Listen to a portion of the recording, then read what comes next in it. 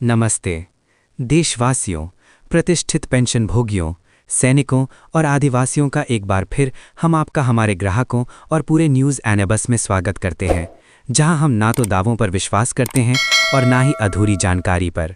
आज हम आपके सामने पेंशन से जुड़ी पूरी और सही तस्वीरें पेश करने जा रहे हैं, जिसका देश के लाखों APS 95 पेंशन भोगी और सरकारी कर्मचारी से इंतजार कर रहे हैं।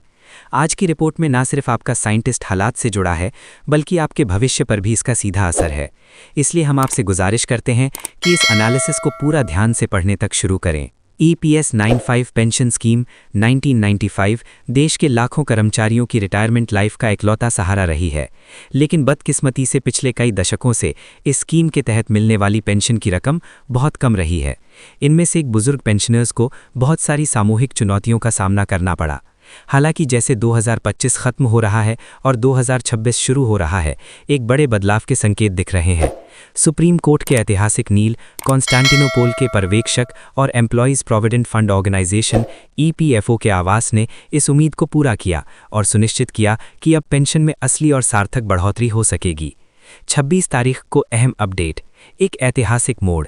इस साल की शुरुआत में 26 तारीख को EPS 95 पेंशन को लेकर एक बहुत ही अहम अपडेट जारी किया गया था, जिसे पेंशनर्स के दशकों लंबे संघर्ष का प्रैक्टिकल नतीजा बताया जा रहा है। ये अपडेट सिर्फ नंबरों का खेल नहीं है, बल्कि लाखों सीनियर सिटीजन की गरिमा, सम्मान और रोजी रोटी के अधिकार का सवाल है। इस डेवलपमेंट के बाद अब सबसे बड़ा सवाल ये है, पेंशन बढ़ोतरी कब लागू होगी, बढ़ी हुई रकम पेंशनर्स के अकाउंट में कब ट्रांसफ़र होगी और क्या ये बढ़ोतरी परमानेंट बेसिस पर होगी।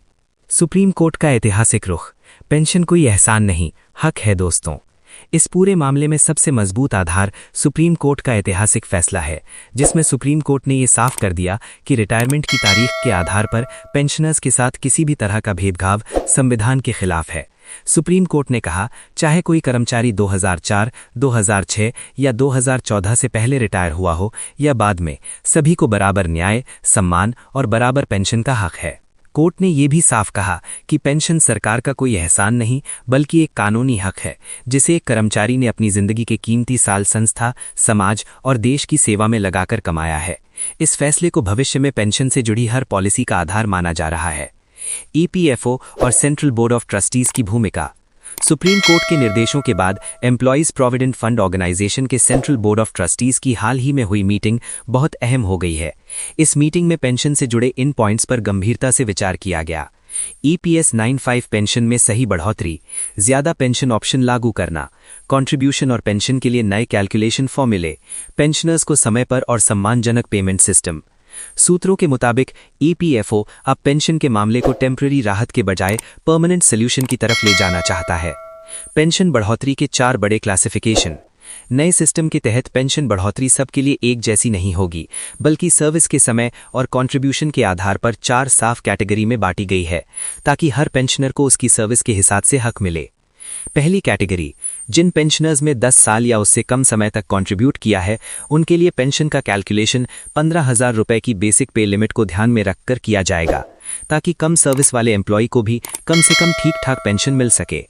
दूसरी कैटेगरी, जिन पेंशनर्स ने 15 से 25 साल तक कंट्रीब्यूट किया है, उनकी महीने की पेंशन 3,000 से 5,000 रुपए के बीच होने की उम्मीद है, जिसे उनकी लंबी सर्विस की पहचान माना जा रहा है। तीसरी कैटेगरी, वो पेंशनर जिन्होंने 30 साल या उससे ज्यादा लगातार सर्विस की है। इस कैटेगरी की सबसे मजबूत मांग 7,500 रुपए महीने की पेंशन के साथ महंगाई भत्ता और DA को शामिल करना है। अगर ये मांग मान ली जाती है, तो लंबी सर्विस वाले पेंशनरों को बड़ी राहत मिलेगी।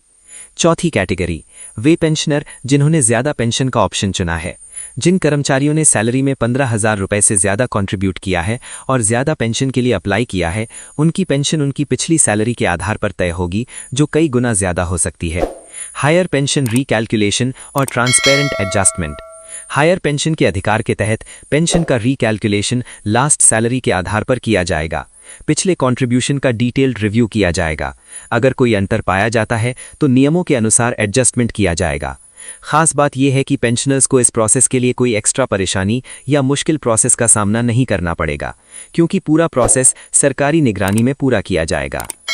DC बड़ी खबर, पुरानी पेंशन स्कीम की वापसी संभव।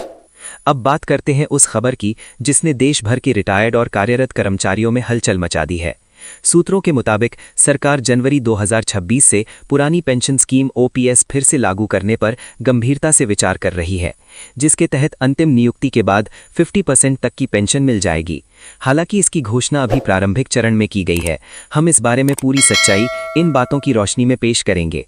सरकारी बयान, दस्तावेज और भरोसा।